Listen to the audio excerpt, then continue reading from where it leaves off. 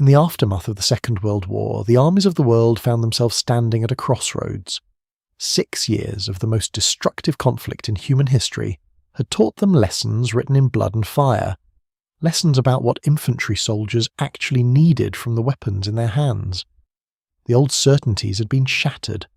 The bolt-action rifle had proven increasingly inadequate against enemies armed with submachine guns and semi-automatic weapons. The battlefield had changed, and the weapons that equipped the soldiers fighting on it needed to change with it. Out of this moment of reckoning, in the battered but unbowed workshops of post-war Britain, emerged one of the most remarkable and most tragically overlooked weapons in the history of modern infantry firearms. It was called the EM2, and it was, by any honest measure, decades ahead of its time. To understand what made the EM2 so extraordinary, you must first understand the world from which it emerged. Britain in the late 1940s is a nation simultaneously exhausted and determined. The war has cost her enormously, in lives, in treasure, in the imperial confidence that had defined her for 2 centuries. And yet the British military establishment, surveying the wreckage of the post-war world and the gathering storm of a new confrontation with the Soviet Union, understands that it must re-equip its armed forces from the ground up. The question is, what should those weapons look like? British military planners studying the lessons of the war reached several conclusions with striking clarity. First, the average infantry engagement during the Second World War took place at ranges far shorter than pre-war doctrine had assumed. Most firefights were decided at ranges of 300 metres or less, ranges at which a lighter, intermediate cartridge could be just as effective as the full power point 303 round British soldiers had been carrying since before the First World War. Second, soldiers most effective in combat were those who could deliver the highest volume of accurate fire in the shortest possible time, meaning a self-loading rifle was not merely desirable but essential. And third, the total weight carried by an infantry soldier was a critical factor in combat effectiveness, and any reduction translated directly into greater mobility and greater fighting power. These conclusions point toward a single destination: a self-loading rifle, firing an intermediate cartridge lighter than the standard full-power round, compact enough to reduce the soldier's burden, while remaining accurate at the ranges where real combat actually occurred. The British approach to this problem would produce something more sophisticated and more prescient than anything yet attempted. It would produce the EM2. The chief architect of the EM2 is Stefan Kenneth Janssen, born Kazimierz Januszewski in Poland in 1905.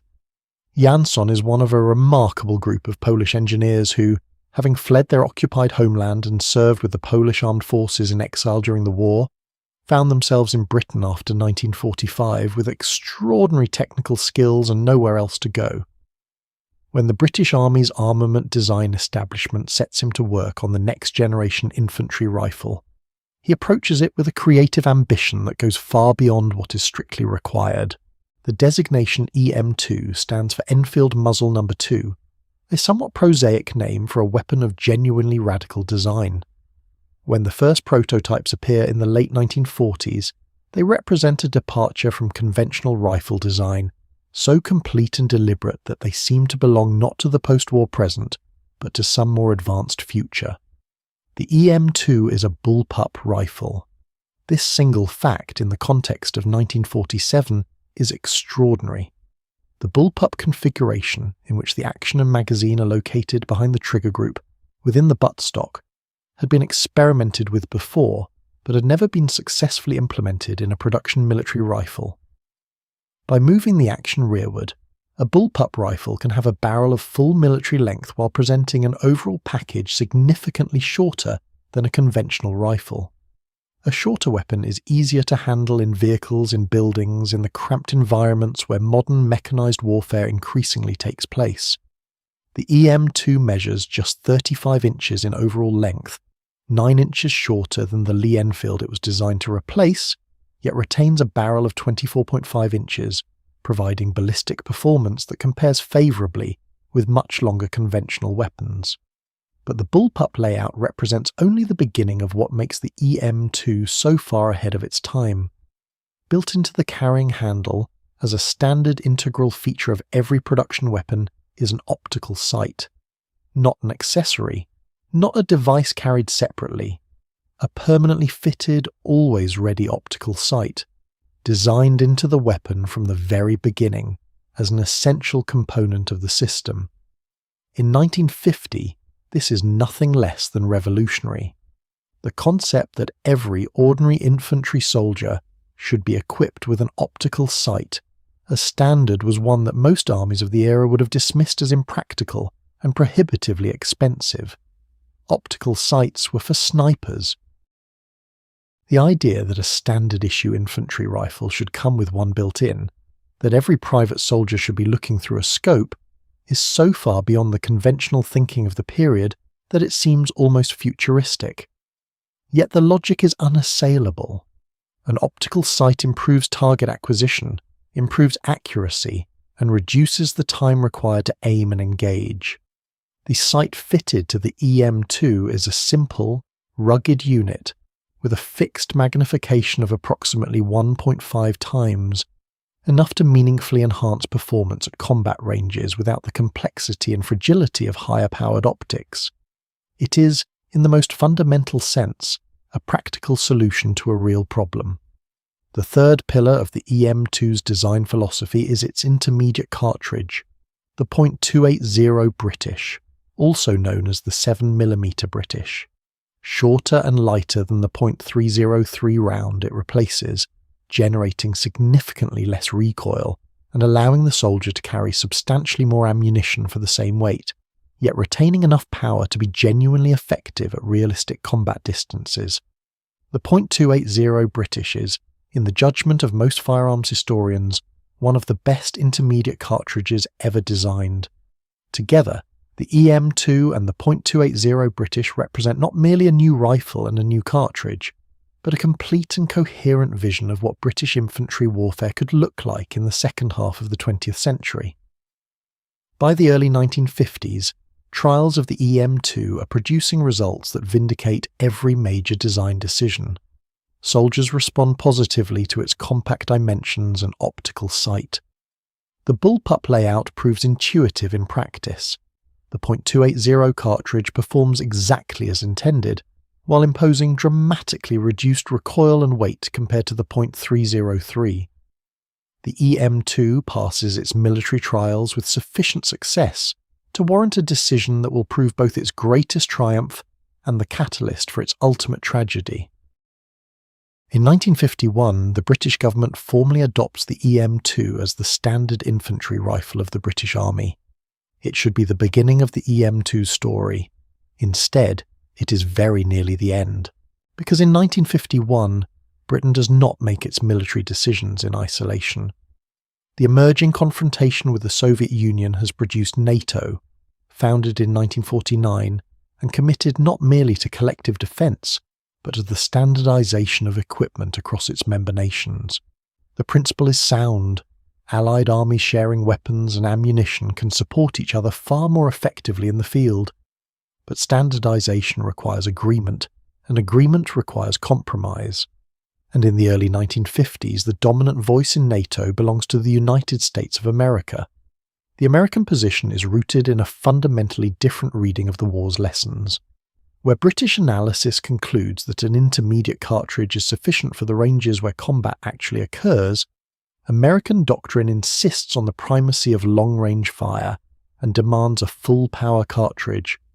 The Americans have invested heavily in a new full-power round, the T-65, which will eventually become the 7.62 by 51mm NATO, and they are not inclined to abandon that investment in favour of a British intermediate cartridge, however well designed and however thoroughly vindicated by testing. The political manoeuvring that follows is one of the less edifying episodes in the history of the Atlantic Alliance. The United States brings enormous pressure to bear on its NATO partners to adopt the T-65 as the standard alliance round.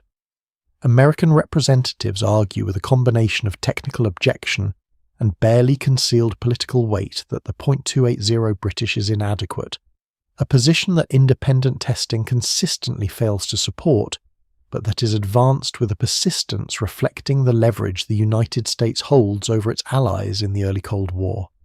Britain, dependent on American financial support and deeply committed to the Atlantic Alliance, is in an extraordinarily difficult position. The man at the centre of this decision is Winston Churchill, who returns to power as Prime Minister in October 1951. For Churchill, the Atlantic Alliance is not merely a military necessity, it is a civilizational commitment, the foundation on which the free world's resistance to Soviet communism must be built. He is not willing to allow a dispute over rifle cartridges to damage that foundation, regardless of the technical merits involved. Under pressure from Washington, Britain abandons the .280 British cartridge, and with it, effectively, the EM2. Without its purpose-designed intermediate cartridge, the EM2 loses its essential rationale. The formal adoption of 1951 is quietly reversed. The EM2 is cancelled. The replacement that Britain eventually adopts, the L1A1 self-loading rifle, a licensed version of the Belgian FN-FAL, is a fine weapon by conventional standards. Reliable, accurate and effective, it serves the British Army with distinction for 3 decades. But it is not the EM2. It is a conventional rifle, firing a full-power cartridge, lacking an optical sight as standard, longer and heavier than the weapon it replaces. In every dimension that the EM2 had sought to advance, the L1A1 represents a step backward. It is the politically acceptable choice, the compromise choice. And like all compromises, it satisfies no one entirely. The story of what the EM2's cancellation costs becomes clear not in the 1950s, but in the decades that follow. The design philosophy that Janssen had articulated, the bullpup layout, the intermediate cartridge, the optical sight as standard, does not disappear with cancellation. It simply waits. It waits through the American experience in Vietnam, where the limitations of the 7.62mm round in jungle combat become so apparent that the United States develops the 5.56 by 45mm cartridge and the M16, an intermediate caliber weapon, vindicating in the most dramatic possible fashion the British analysis the Americans had so firmly rejected in 1951. It waits until 1985 when Britain itself finally adopts the SA-80, a bullpup rifle firing an intermediate cartridge with an optical sight fitted as standard. The SA-80 is, in its fundamental design philosophy, everything that the EM2 was 35 years earlier. This is perhaps the most damning commentary on the decision to cancel the EM2. When Britain finally replaces the L1A1, it does so with a weapon embodying precisely the principles the EM2 had demonstrated in 1950. The bullpup layout considered too radical in 1951 has become standard. The intermediate cartridge the Americans dismissed as inadequate is now universal, NATO itself having adopted the 5.56 by 45mm round in 1980. The optical sight considered an expensive luxury has become an expected feature of modern combat rifles. Everything the EM2 stood for has been vindicated. Every design decision Janssen made has been proven correct, and it took the world 35 years to catch up. The historians and analysts who have studied the EM2 are remarkably consistent in their assessment. This was not a weapon that failed because of design flaws or performance limitations. The EM2 failed because it was correct too soon, in a political environment that could not accommodate its correctness. The Americans who rejected the .280 British were not stupid men. They were working within the constraints of their own doctrine and the enormous pressures of Cold War alliance management. But they were wrong, and the subsequent history of infantry weapons development proves them wrong with a thoroughness that history rarely provides. Stefan Janssen, the Polish-born engineer who gave so much of his professional life to the EM2's development, lived to see the weapon he created abandoned and forgotten. He died in 1956 before the full measure of how right he had been became apparent to the world. Today, surviving examples of the EM2 are held in museums and private collections. When you examine one, when you hold it and feel the compact authority of the bullpup layout, when you look through that integral optical sight, when you consider the .280 British cartridge and understand how precisely it anticipated the intermediate caliber revolution that the world would eventually embrace, you feel something that transcends simple admiration for mechanical ingenuity. You feel the weight of a missed opportunity, the weight of what might have been and wasn't, because the right idea arrived in the wrong moment, in a world not yet ready to receive it. The rifles that soldiers carry today, compact, lightweight, firing intermediate cartridges, fitted with optical sights as standard, are, in every essential respect, the children of the EM2. The ideas that Stefan Janssen translated into steel and walnut in a British workshop in the late 1940s are the ideas that now equip armies around the world. He was simply and profoundly, and at great cost, right too soon. And that is the story of the EM2, not a story of failure, but a story of vision. A story of what happens when the future arrives before the world is ready to accept it. And a reminder, sharp and enduring, that in the history of human technology, being right is sometimes not enough.